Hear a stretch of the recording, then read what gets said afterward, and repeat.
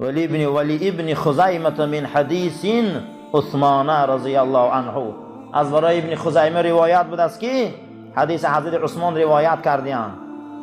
من توضع، پیغمبر صلی الله علیه و سلم گفتیان هر کسی طهارت کنه فاسبغ الوضوء، طهارت خوشرو کنه، به سوی نماز 5 وقته بیایه، با همراهی امام 5 وقت نماز ادا کنه، غفر له ذنبه، خداوند تمام گناهاش میبخشه.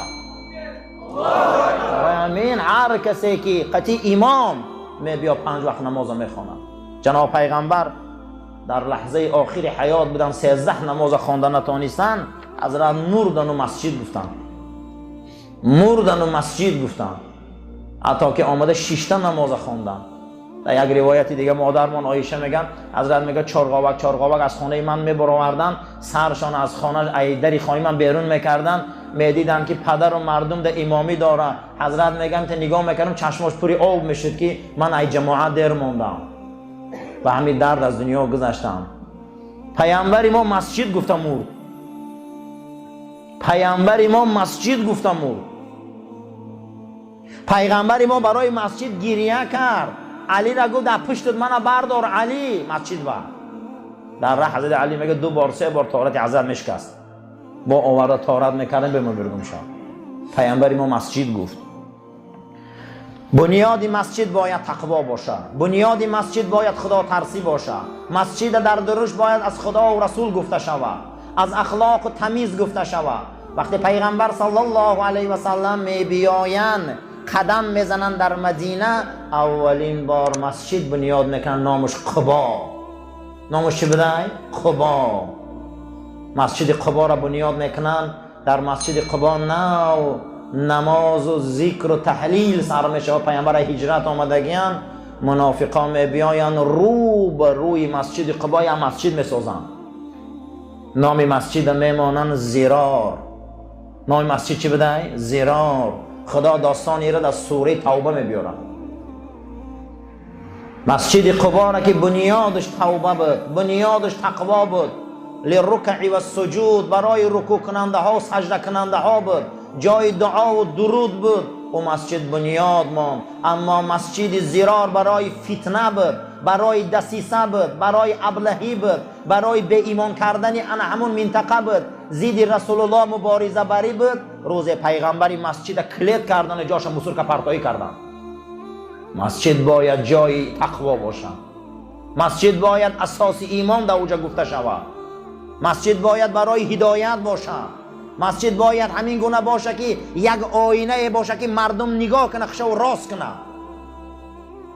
مسجد این خیلی جایه. این فرهنگی حضرت ابراهیم ای که او مسجد ساخته. 10,000 سال شد این مسجد ها بنیاده. دعا کرده هر کسی که یک چراغ در مسجد گریان میکنه، رسول اکرم گفت خداوند در گور و چراغ گریان میکنه.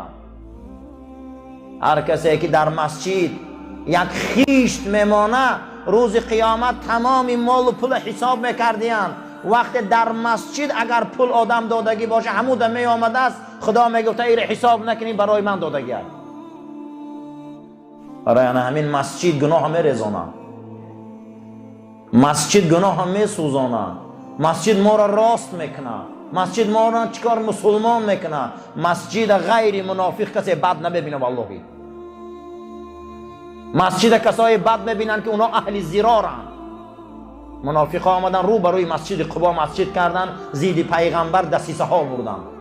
مسجد جای علم، مسجد جای فرهنگ، مسجد جای حقیقت، مسجد جای هست که اینجا باید انسان سازی. از این منبر هزارها هزار انسانی در گناه غوطه زده و رمیده و جهیده و حیوان مزاج با واسطه این منبر انسان شد، آدم شد، ره در آمد، رمکه در آمد، پدرش حرمت کرد، مادرش حرمت کرد، زن و کودکش حرمت کرد، فرزنداریش دانست، حلال دانست، حرام دانست. مسجد که نو جای گنده می شود. این مسجد بسیار آدم بسیار چی یاد گرفتن، هزارها هزار گپ یاد گرفتن، خداشان راست کردن.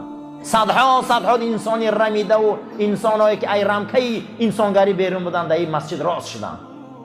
یک تشمی بوده هر کسی مسجد می آمده او جنت می رفته، گناه نداشته، پاک میشته گناه. حدیث ابو هریره روایت کرده که رسول اکرم صلی الله علیه و سلم فرمودند صلات الرجل فی الجماعت، نماز مرد در جماعت چنان زیاتی و دوچند می شود از نمازی در خانش می خواندگی. گفتن چند قدر زیاد میشه یا رسول الله صلی الله علیه و سلم؟ و فی سوقه، در بازار می خواندگی، در کوچه می خواندگی، در کارخانه می خواندگی. این گفت نماز جماعت فضیلت و فضل داره، چند درجه داره؟ گفت هر یک رکعتش 25 درجه داره. و ذالک انه اذا توضأ فاحسن الوضوء، شما اینو فهمیده؟ هر کسی که این دید اگر طهارت خوب کنه بعد از او برای به سوی مسجد، مقصدش همین بده باشه که من نماز میخوانم در مسجد، مقصدم همینه. هر آینه قدمی که میزنه، قدمی که میبرداره، پروردگار درجه این مرد مسلمان بلند میکنه. هر قدمی که میزنه خطاگیاش میبخشه. هر وقتا که این نماز میخوانه ملائکه ها میبیاین همیشه بر او دعا میکنن. در داخل نمازش ملائکه ها میگفتین که خدایا ای بنده تا رحم کن. ملائکه ها میگفتن که پروردگارا ای بنده تا رحم کن. و همیشه اگر این بنده منتظر نماز در مسجد شینه، ملائکه هم دعاها را دراز میکردین. هر کسی که منتظر نماز در مسجد میشینه که من نماز خوانم با جماعت، ملائکه ها با دعاهاشون دراز شدن میگرفتن که خدایا رحمش کن، خدایا مغفرتش کن. ملائکه ها معصومن، ملائکه ها گناه نمیکنن، نفس اونها قبولن. خشا به حال آدمی که برای جماعت غم میخورن. در یک روایت دیگر آمدگی بود است که میگن اللهم اغفر له، خدایا این بنده تا مغفرت کن. بار پروردگارا ای را به توبه رسان. مادامی که این بنده اگر مردم آزار نته بعد این نمازاش، آدمی خوب شوه، اهل هدایت شوه، درباره بیهودگی و بی‌معنیگی دیگر گپ نزنه، آدمی واقعی بعد این نمازهای جماعت شوه، این انسان دیگر گناه نداره. اما بعد این رو با همو کاراش سر کنه با گناه آمدن میگیره. ولی مسلم من حدیث ابن مسعود، امام مسلم حدیث ابن مسعود روایت کرده رضی الله تعالی عنه، جناب پیغمبر گفتند که مگر خداوند در هر یک قدمی مسجد بیا ثواب می نویسه، درجهش در جنت بلند میکنه، گناهاش می سوزانه، گناه نداره دیگه. هر کسی که مسجد دوست می داره او فرزند ابراهیم خلیل الرحمن است، زیرا که کعبه را کی ساخت، بیت المقدس کی ساخت، دو تا قبله که برای موحدان کی ساخته داد، برای مسجد کی غم خورد، مسجد دروازه هاش کی کشاد. مسجد این فرهنگ هر مسلمان است. مسجد این اثبات توحید است. مسجد این اکادمی رسول اکرم است. مسجد این انوریسیتی رسول اکرم است. تمام علمای ما ای مسجد برآمدند، تمام کلاسیکای ما از مسجد برآمدند. ما یگان کلاسیک نداریم ای زمان رودکی تا زمان عینی از مسجد ندرآمده باشند. همه اینا از مدرسه های اسلام برآمدند، همه اینها از مسجد های اسلام برآمدند. برای آن همین کسی که مسجد دوست می‌داره نسل آن همینا است. مسجد هیچ محل انسان کج تربیت نکرده. مسجد کی می‌دراین؟ الا الخائفین. کیا مسجد می‌دراین؟ کسایی که از خدا میترسند. کیا مسجد می‌بیایند؟ کسایی که از خدا پروا دارند. کیا مسجد می‌بیایند؟ اینها ملت ابراهیم خلیل الرحمن اند. کیا مسجد می‌بیایند؟ اون کسایی که ابلیس غمگین میکنند. هر کسی که در کعبه مکه سجده میکنه قبله ده، هر کسی که مسجد دوست می‌داره وای فرهنگ ابراهیم خلیل الرحمن زنده کرده. هزارها امپراتورها از بین رفتن، هزارها امپراتورها نصف شدن.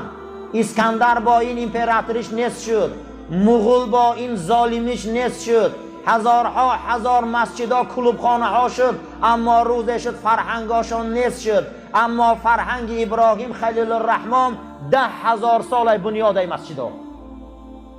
این مسجد 10,000 سال میشه و کعبه را آن روز کسی پرست نبود. امروز در اطراف کعبه جای سوزان پرتایی نمی‌یابی. این فرهنگ حضرت ابراهیم است. برای اینجا دعا کرد، برای اینجا درود گفت. دعای ابراهیم مسجد آباد کرد. روایت ابن حبان بود از ابو هریره رضی الله تعالی عنه، جناب پیغمبر فرمودند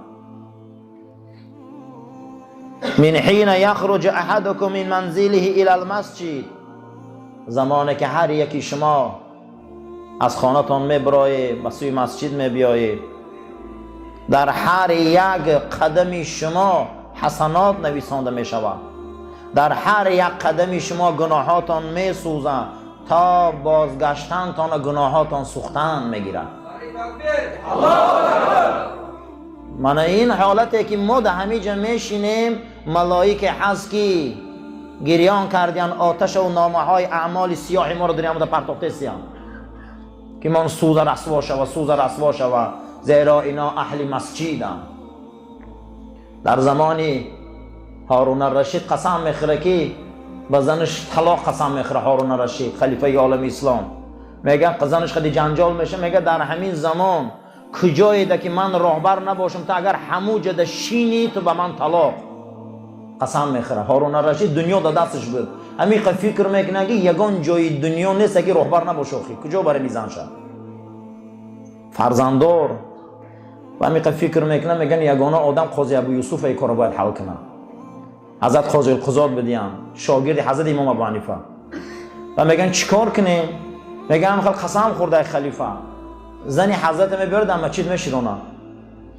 میگن این مسجد خانه خلیفه نیست، این خانه خدا است. یک سوتکه میشینه و از طلاق چی میشه و ساقط میشه. این مسجد خانه خدا های قسم به خدا. این زمین های مسجد وقف الهی هم. روایت ها میبیاره که 40 سال پیش در مسجد از جنت ملائکه ها در زمینش خاک آورده میزدیم. این مسجد زمینش صاحبش خدا های.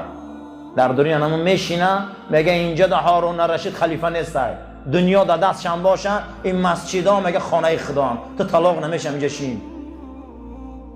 بعد از اون میگه وقتی یک نماز میشینه و از قسمش چی میشه میشکنه، میگه با گشت زندگیش میبینه. برای همین مسجد خانه خدا های برادرها. این ملک هیچ کس نیست.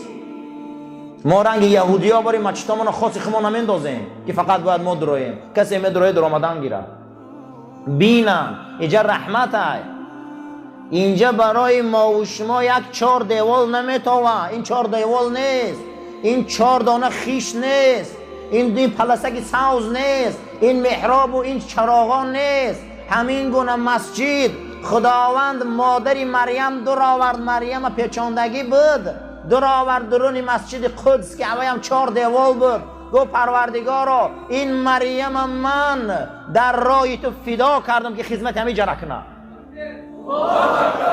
برای همین وقتی که در همین 4 دیوالک و 4 خیش مریم بخشید، خدا برای مریم عیسی مسیح داد. گمان نکنه که این 4 دیوال هست. این 4 دیوال هست و این دیوال ها از جانب خدا ملائک میشینن. این جای هست که پیامبر بهترین نقطه زمین گفتن برای ما 4 دیوال میتوه. کسی برای این 4 دیوال عادی خدمت میکنه، فردا این زورق کشتی میشه و که اینا از پول صراط میگذرن. حدیث رسول اکرم این 4 دیوال میتوه. کسی برای این 4 دیوال خدمت میکنه و ابراهیم و خلیل الرحمن قطیفه حشر میشوه. برای همین هر کسی ای خانهش میبر آمده به سوی مسجد همین 4 دیوال دا آمدن ده، هر قدمش ده گناهاش میسوخته. جناب پیغمبر صلی الله علیه و سلم فرمودند اهل القرآن اهل الله و خاصته. کسی قرآن حفظ کردگی با او قرآن عمل کردگی حافظ قرآن این اهل الله، این اهل خدا بوده، خاصتا جدا کرده های خدا بودن. یا در این زمین، در این زمین جدا کرده های خدا این حافظای قرآن بودن که اینا رو خدا جدا کرده گیه، اینا رو پروردگار کلامش در روح و روان اینا جا کرده گیه، خداوند کلامش در بدن اینها جا کرده گیه. اینا رو اهل الله میگن. اهل الله کسایی هستند که اینها حافظای قرآن هستند. رسول اکرم صلی الله علیه و سلم فرمودند که دو طایفه انسان اهل الله هست، همون آدمای احرام میبندن در حج فرضی تا از احرام بودن اینا اهل الله هستند، اینا اهل خدا هستند. دوم هر کسایی که قرآن حفظ میکنن. هر کسایی چی حفظ میکرده هستند؟ قرآن. ابو یحیی صحابه رسول اکرم صلی الله علیه و سلم روایت میکنه که شب من در بستر خواب دراز کشیدگی بدم که بعد از او خیستم و طهارت گرفتم، قرآن تلاوت میکردم.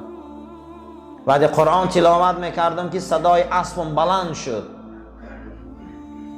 و منم قرآن بس کردم، صدای اسبم بس شد و من قرآن با بلندتر تلاوت کردم که صدای اسبم بلند شد، با پس کردم که با پس شد.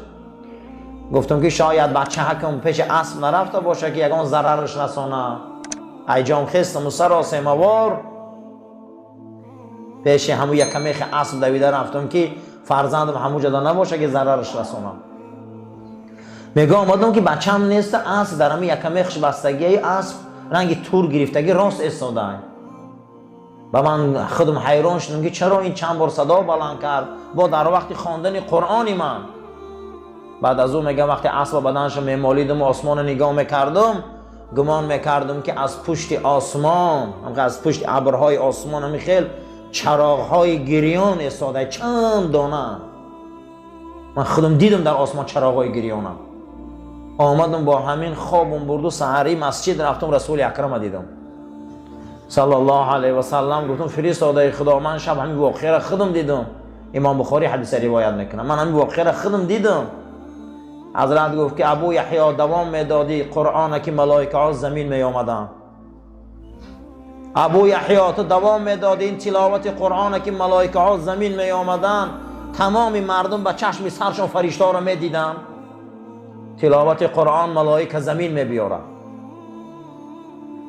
تلاوت قرآن ملائکه را یک رحمت باری زمین می بیاره. زمین پر از ملائک می شود. هر یک اهلی که در اونجا گوش کردن، در اونجا راحت کردن، در اونجا لذت بردن، ملائکه ها در حق اینا استغفار میکنن. ما به خبریم که در این اطراف ملائکه الله میبیساتا، ما اینا نمیدانیم این نیروها را. زیرا که رسول اکرم صلی الله علیه و سلم فرمودند که هر کسی که قرآن میخوانه ملائکه ها از آسمان همون خاندان میبینن که رنگ ستاره روشنه، در همون خاندان طلب مغفرت میکنن.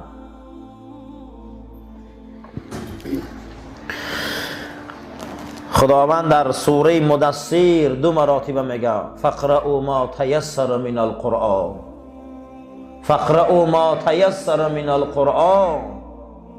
چند قیک از قرآن از زیاد میدانی خواندن گیره، چند قیک قرآن از زیاد میدانی خواندن گیره. زیرا این که این زندگی رسول اکرم است. صحابه های پیغمبر در خرسندیشان هم قرآن میخواندن، در زیقیشان هم قرآن میخواندن. حتی که یکی از صحابه های رسول اکرم عبدالله ابن ابی سلول وقتی که رومی ها قپیدن در داخل همون ترمه های روم بود، از پیغمبر تعلیم گرفته بود که هر کسی در زندان سوره یوسف زیاد خوانه پروردگار او را آزادی میبیاره. اگر آزادی هم نتیشه در ترمه یک راحت میتیشه که رنج زندان نمیکشه. میگه من همین سوره را میگه زیاد در همون داخل زندان میخواندم، روز از روزها بود که خالد ابن ولید آمد و در حالت گفت و شنید ما را از زندان خلاص کرد. من به برکت سوره یوسف خلاص خوردم. قرآن این برکت داره، قرآن این زندگی ای، قرآن خواندنش رحمت ای، قرآن این خواندنش یک رحمت هست که قلبای سیاه ما را روشن میکنه، دعاهای ما را قبول میکنه، ملائکه از آسمان به زمین میبیاره، چهره ها را نورانی میکنه، روح نورانی میکنه. از همش میل خوشنودی خدای. این درجه را خدا برای اهل قرآن داده. هر کسی که امروز یک ورق از این قرآن نخونه وای بر حالش. هر مسلمانی که هر روز قرآن خوانی نداره وای بر حالش. هر مسلمان قرآن خوانده نمیتونه وای بر این مسلمانیش. این ماه قرآن های، این ماه عزت های، این ماه هست که این امانت رسول اکرم های. یا علی علا ادلکم بکلمت. علی خبرت کنم به یک کلمه که قلبا را میلرزانه و ما را زیق میکنه. بگو رسول الله چیه او؟ گو روز میشوه که این قرآن هیچی باقی نمیمانه مگر همون رسمش.